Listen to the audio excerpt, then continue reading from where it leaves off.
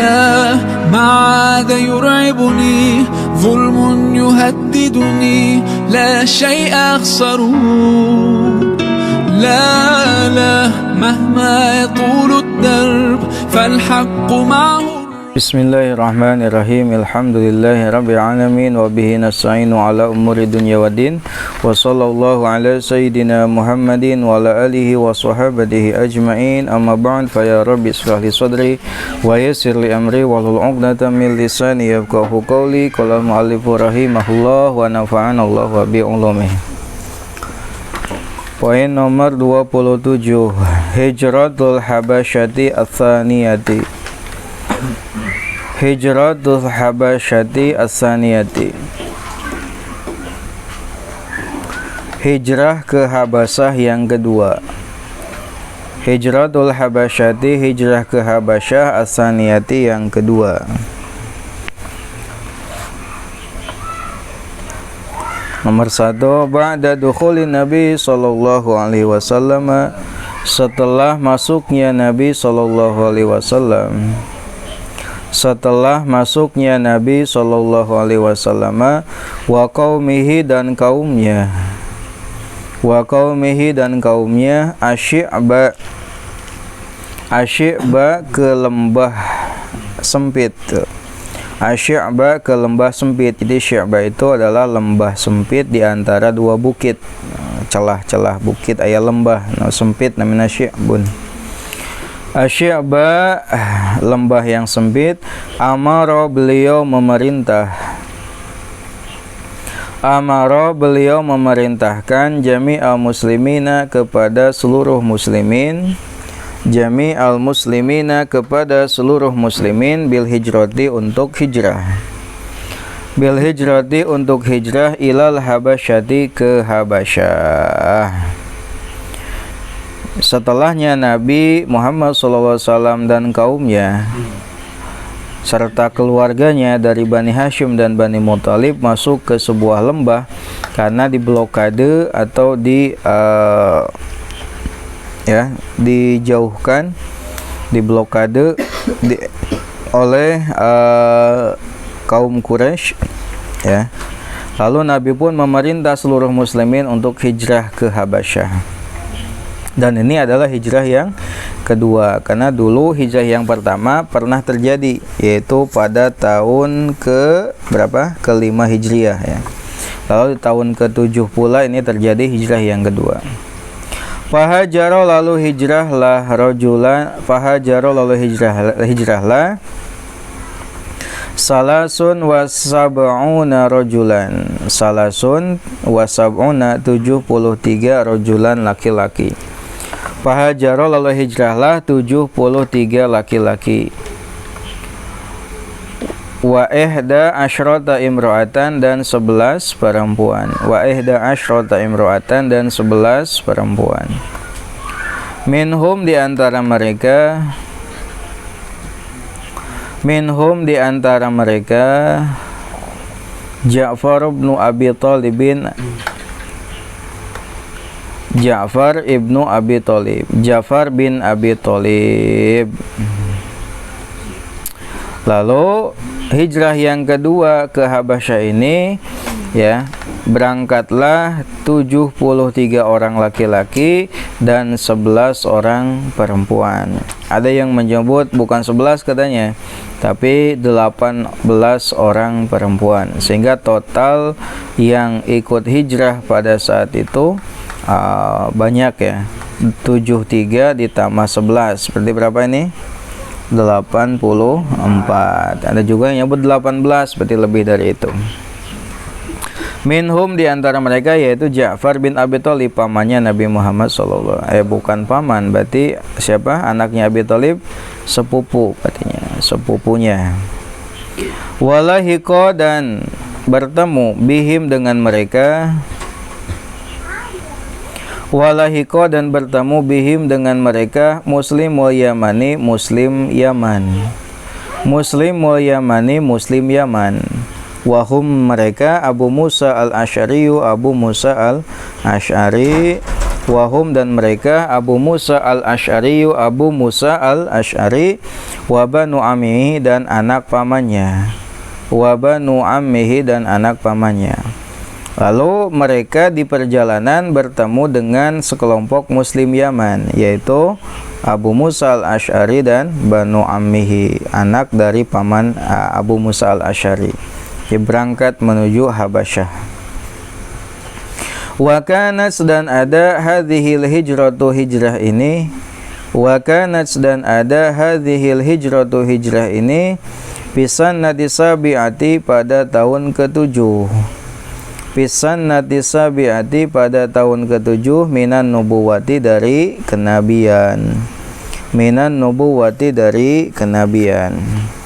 Baik, setelahnya kemarin kita telah selesai membahas tentang pemblokadean Nabi dan keluarganya dari Bani Hashim dan Bani Muthalib serta para pengikut Nabi yang muslim ya oleh kaum Quraisy ke dalam sebuah lembah kecil di antara dua bukit.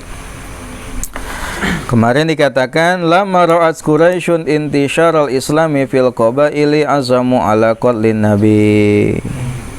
Ketika kaum Quraisy melihat menyebarnya agama Islam dalam kabilah-kabilah, lalu mereka pun berencana untuk membunuh Nabi Muhammad sallallahu alaihi wasallam.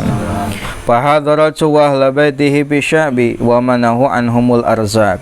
Lalu fahasarathu, lalu mereka pun memblokade Nabi dan keluarganya di dalam sebuah lembah kecil di antara dua bukit di luar kota Mekah. Ya. Lalu mereka pun tidak hanya memblokade, mereka juga menghalang-halangi untuk melakukan pencaharian. Kan pada masa itu di antara mata pencaharian pertama bangsa Arab adalah dengan berdagang. Nah, sehingga mereka dihalangi untuk melakukan transaksi jual beli. Jadi kurang lebih ada 4 perjanjian secara sepihak yang dibuat oleh kaum Quraisy terhadap Nabi dan keluarganya. Yang pertama adalah Nabi dan keluarganya tidak boleh menikah dengan perempuan kafir kaum Quraisy. Itu yang pertama. Yang kedua, Nabi dan keluarganya tidak boleh bertransaksi jual beli berbisnis dengan kaum Quraisy. Jadi sepihak, sehingga mereka tidak bisa melakukan transaksi jual beli, mata pencahariannya tertutup, terhalang. Lalu perjanjian lalu kesepakatan sepihak yang ketiga adalah mereka dilarang bersahabat dengan kaum Quraisy. Lalu yang selanjutnya adalah kaum Quraisy dilarang menyayangi, mengasihi mereka. Itu adalah beberapa poin dari kesepakatan sepihak yang dibuat oleh kaum Quraisy terhadap Nabi dan keluarganya. Sehingga akhirnya Nabi diblokade, diusir gitu ya di luar kota Mekah.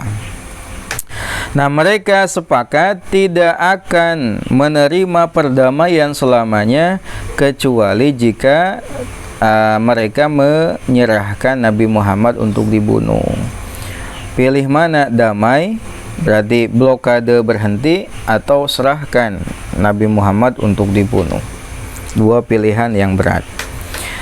Lalu mereka pun menulis apa yang mereka sepakati di dalam sebuah lembaran, dan lembaran tersebut digantungkan di dalam Ka'bah. Dan itu terjadi pada tahun ke-7 kenabian. Nah, itu adalah peristiwa yang kemarin kita bahas. Sekarang kita akan bahas poin nomor 27, yaitu tentang hijrahnya kaum muslimin ke Habasyah yang kedua. Kita tahu dulu sebelumnya kita pernah membahas hijrah yang pertama dari kaum muslimin, yaitu hijrah pada tahun ke-5 kenabian. Jadi dulu sebelum hijrah yang kedua ada hijrah yang pertama, yaitu hijrahnya kaum muslimin ke negeri Habasyah di tahun ke-5 kenabian.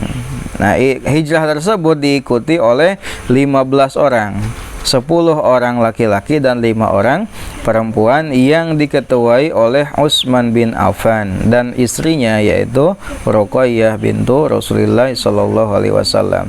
Nah, di sana mereka hanya tinggal selama 3 bulan karena beratnya menahan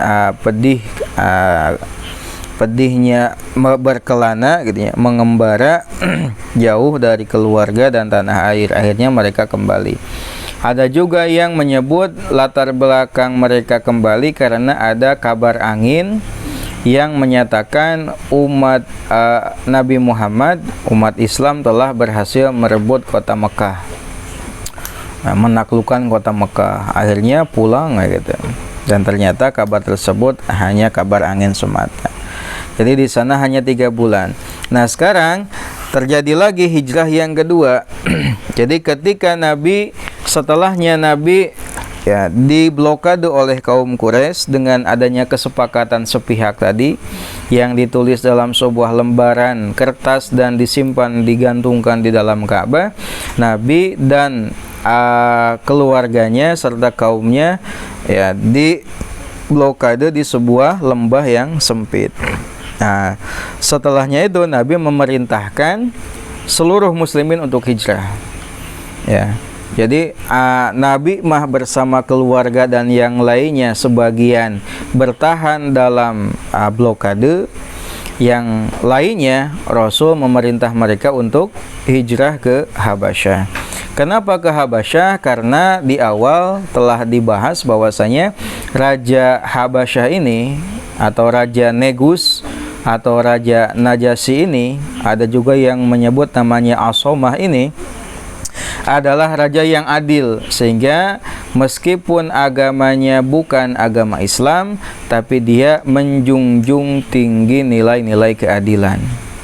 Selama tidak berbuat jahat, berbuat buruk, maka aman tinggal di Najasyi ini, di Habasyah ini. Nah, Habasyi atau Habasyah ini sekarang ini nama negaranya adalah Ethiopia. Ayeuna aya negarana Ethiopia. Dikenal dulu sebagai raja yang adil gitu, sehingga melindungi orang yang memang berhak untuk dilindungi. Lalu hijrahlah atas dasar perintah Nabi 73 orang laki-laki dan 11 orang perempuan. Ada yang menyebut katanya 18 orang. Ada juga yang menyebut 19 orang. Nah, di sini 11 orang perempuan. Nah, di antara mereka adalah Ja'far bin Abi Thalib. Ya, anak dari Abi Thalib pamannya Nabi atau keponakan dari Nabi Muhammad SAW. Ini diketuai hijrah kedua ini oleh Ja'far. Kalau hijrah pertama diketuai oleh siapa? Utsman bin Affan. Hijrah yang kedua diketuai oleh Ja'far bin Abi Thalib, ya, sepupu Nabi Muhammad SAW.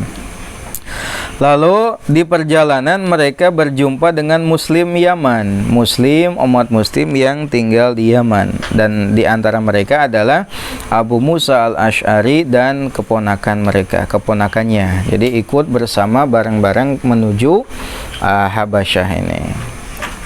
Nah, peristiwa ini terjadi pada tahun ke-7 dari nubuah. Kan kemarin juga blokade Nabi terjadi pada tahun keberapa? Ke-7-nya, ini juga sama, tahun ke-7. Jadi Nabi dalam prosesi terblokade, umat muslim sebagian hijrah ke Habasyah. Apakah mereka di sana tidak mendapatkan gangguan? Sama. Mereka juga mendapatkan gangguan, bahkan sempat akan diusir.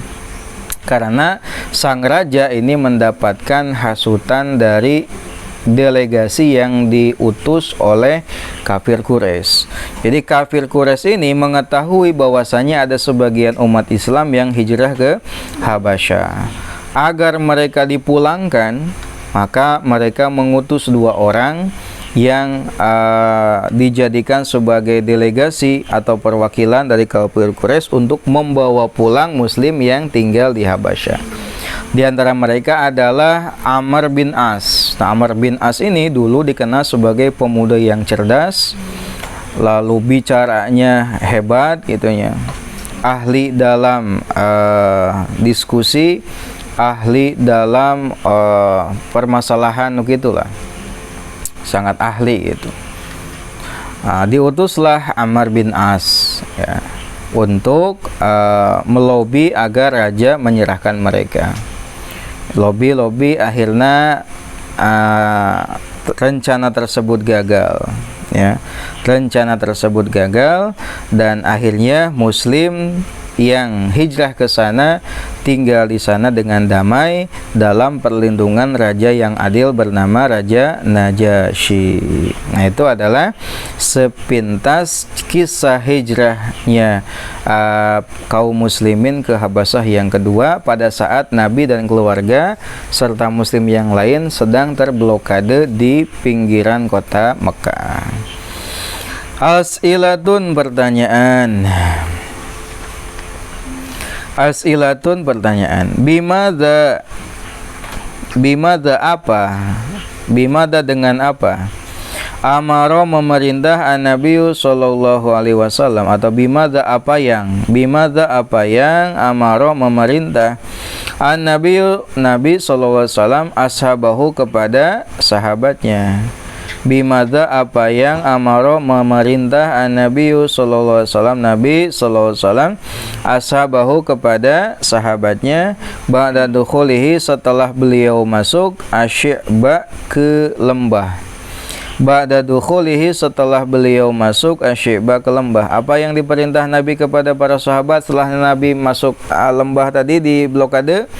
Nabi memerintahkan untuk hijrah ke Habasyah.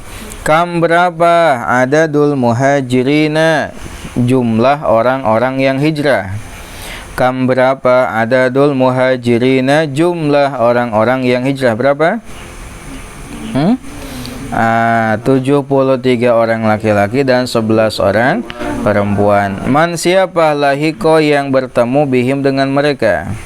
Man, siapa? Lahiko, yang berjumpa bihim, dengan mereka. Siapa yang berjumpa dengan mereka?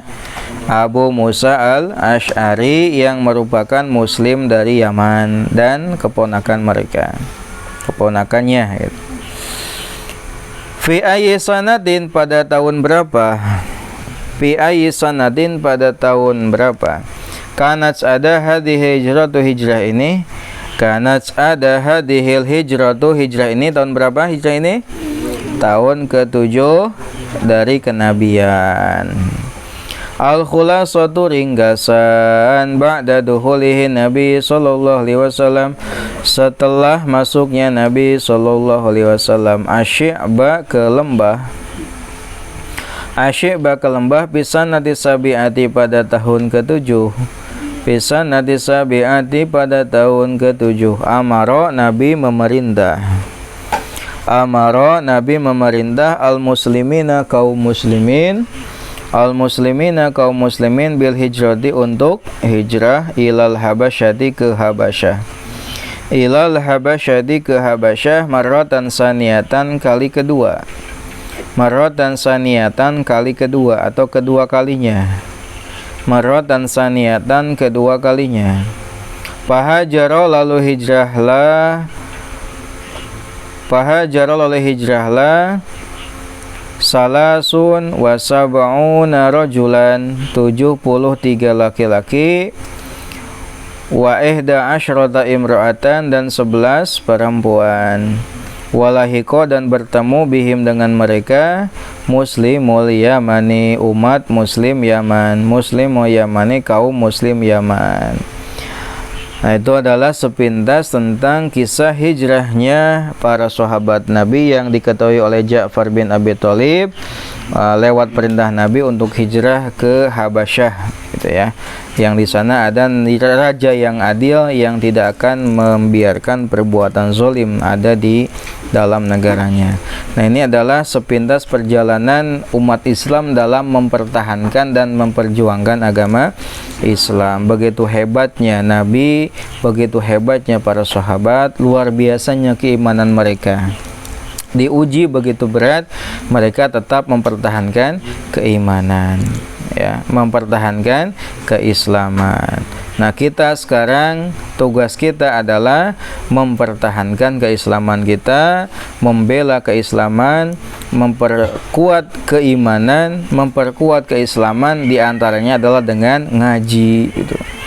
Jadi salah satu cara memperkuat iman dan Islam kita di masa ini adalah dengan ngaji. Dalam muntah ngaji kejadi bodoh. Ya, musuh terbesar dari umat Islam adalah kebodohan. Kata Imam Ali bin Abi Thalib radhiyallahu anhu, musuh yang paling besar adalah kebodohan. Tidak ada musuh yang paling besar kecuali kebodohan. Maka tugas kita untuk mempertahankan Islam adalah dengan memerangi kebodohan. Memerangi kebodohan adalah dengan ngaji. Insyaallah rajin ya ngajina, istiqomah ngajina, mudah-mudahan hasil ilmu anu manfaat.